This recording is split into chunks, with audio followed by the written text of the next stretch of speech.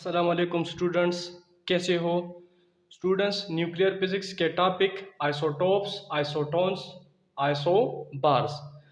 सबसे पहले what is isotopes. Isotopes क्या है? Atom of the same element having same atomic number but different mass number is called isotopes. Atom of the same element having same atomic number but different mass number is called isotopes. अगर एक element के different atom हो और उस different atom के atomic number same हो लेकिन इसके मास नंबर डिफरेंट हो तो इसको हम कहते हैं इस एलिमेंट के आइसोटोप्स। यहाँ पर हाइड्रोजन के 3 आइसोटोप्स हैं। हाइड्रोजन एक एलिमेंट है और इसके 3 आइसोटोप्स है। प्रूटियम, ड्यूटेरियम और तीसरा है ट्रिटियम। ये हाइड्रोजन के आइसोटोप्स है, प्रूटियम, ड्यूटेरियम और इस तरह ट्रिटियम। तो आप यहाँ पर देख सकते हैं कि यहाँ पर ये जो नीचे है ये एटॉमिक नंबर है, ये Z है, Z एटॉमिक नंबर। तो यहाँ पर एटॉमिक नंबर 1 है, इसी तरह यहाँ पर भी एटॉमिक नंबर 1 है और यहाँ पर भी एटॉमिक नंबर 1 है। तो यहाँ पर ये जो हाइड्रोजन के एटम है इसके एटॉमिक नंबर 1 के बराबर है, मतलब सेम एटॉमिक नंबर है। लेकिन यहाँ पर ये जो ऊपर है ये मास नंबर को शो करता है। तो यहाँ पर ये जो मास नंबर है इस प्रूटियम के लिए वो 1 है, इसके लिए ये 2 है और इसके लिए ये 3 है। तीनों के लिए सेम एटॉमिक नंबर है लेकिन मास नंबर इसके लिए 1 है, इसके लिए 2 है और इसके लिए 3 है। So atom of the same element that is hydrogen having same atomic number but different mass number is called isotopes of this element. अब मेनली आइसोटोप्स के 2 टाइप्स है, एक है स्टेबल आइसोटोप्स और दूसरा है radioactive isotopes.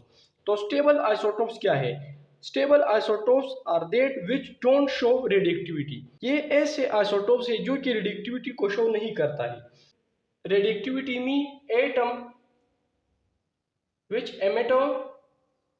which emit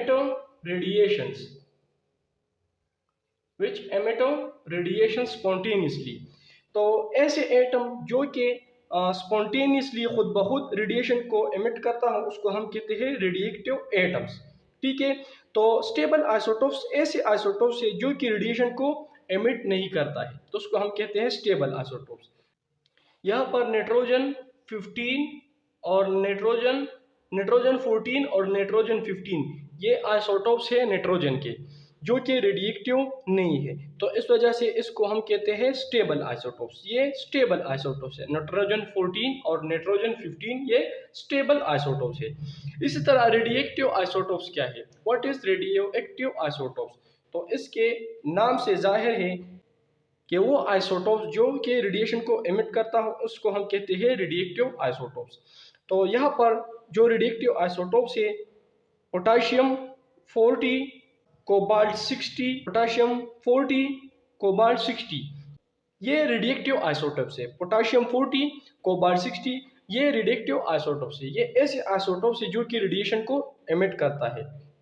ठीक है, आइसोटोप्स के मेनली 2 टाइप्स है, stable isotopes, radioactive isotopes. Stable isotopes वो आइसोटोप्स जो कि रेडिएशन को एमिट नहीं करता हो और इस तरह रेडिएक्टिव आइसोटोप्स वो आइसोटोप जो कि रेडिएशन को एमिट करता है उसको हम कहते हैं radioactive isotopes.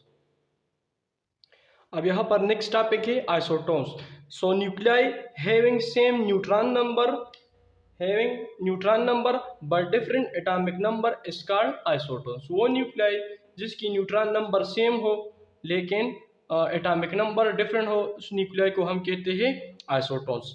The stable isotones with neutron number is equal to 1 are hydrogen और हीलियम।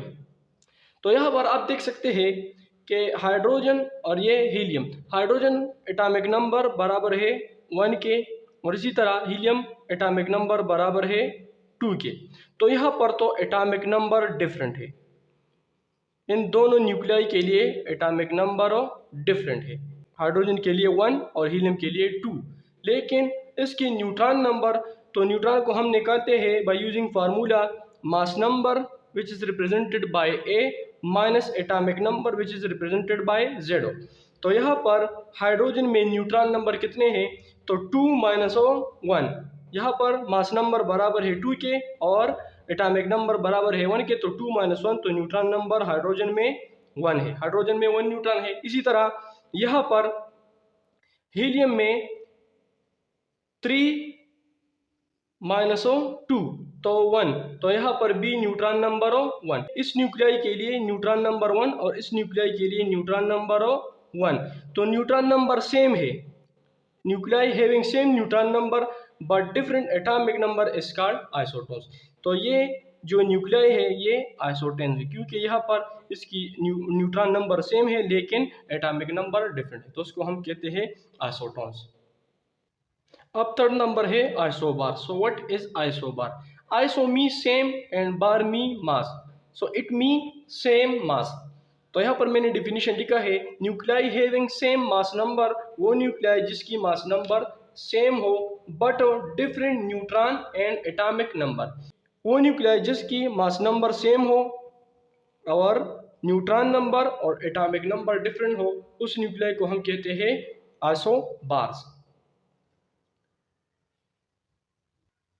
यहाँ पर न्यूक्लियाई है आर्गन 40, 18 और कैल्शियम 40, 20 और इसी तरह पोटाशियम 40, 19। ये सब न्यूक्लियाई है आर्गन, कैल्शियम और पोटाशियम। तो यहाँ पर इन तीनों के मास नंबर जो है वो बराबर है 40 के। मास नंबर इन तीनों के लिए वो बराबर है 40 के। आर्गन के लिए मास नंबर 40, इसी तरह कैल्शियम के लिए मास नंबर जो है वो 40 है और इस तरह पोटाशियम के लिए मास नंबर जो है वो 40 है। तो यहाँ पर मास नंबर जो है वो सेम है लेकिन एटॉमिक नंबर जो है वो डिफरेंट है। यहाँ पर आर्गन के लिए एटॉमिक नंबर 18 है, कैल्शियम के एटॉमिक नंबर 20 है और पोटाशियम के एटॉमिक नंबर 19 है। तो यहाँ पर एटॉमिक नंबर जो है वो डिफरेंट है। मास नंबर सेम है, इन तीनों के लिए मास नंबर जो है वो सेम है लेकिन एटॉमिक नंबर डिफरेंट है। इसी तरह अब हमने निकालना है इसके लिए न्यूट्रॉन नंबर। तो हम जानते हैं कि न्यूट्रॉन को हम किस तरह निकालते हैं, तो न्यूट्रॉन नंबर बराबर A-O Z, mass number minus atomic number, ये बराबर है न्यूट्रॉन नंबर के। तो यहाँ पर आर्गन के लिए न्यूट्रॉन नंबर कितने हैं, तो 40 - 18, तो आर्गन के न्यूट्रॉन नंबर 22। इस तरह कैल्शियम के लिए 40 - 20, तो इसके लिए न्यूट्रॉन नंबर 20 के। और पोटाशियम के लिए न्यूट्रॉन नंबर तो 40 - 19, पोटाशियम के लिए न्यूट्रॉन नंबर 21 के। अब यहाँ पर आप देख सकते हैं कि यहाँ पर आर्गन के लिए न्यूट्रॉन नंबर 22, कैल्शियम के लिए न्यूट्रॉन नंबर 20, पोटाशियम के लिए न्यूट्रॉन नंबर 21। तो न्यूट्रॉन नंबर, इन तीनों के न्यूट्रॉन नंबर एक दूसरे से डिफरेंट है। इसी तरह एटॉमिक नंबर भी डिफरेंट है, यहाँ पर 18, यहाँ पर 20, यहाँ पर 19, लेकिन मास नंबर इन तीनों के सेम है जो कि बराबर है 40 के। तो ऐसी न्यूक्लियाई जिसकी मास नंबर सेम हो और न्यूट्रॉन नंबर और एटॉमिक नंबर डिफरेंट हो, उस न्यूक्लियाई को हम कहते हैं आइसोबार। आइसो में सेम, बार में mass, same mass but different atomic number and neutron number.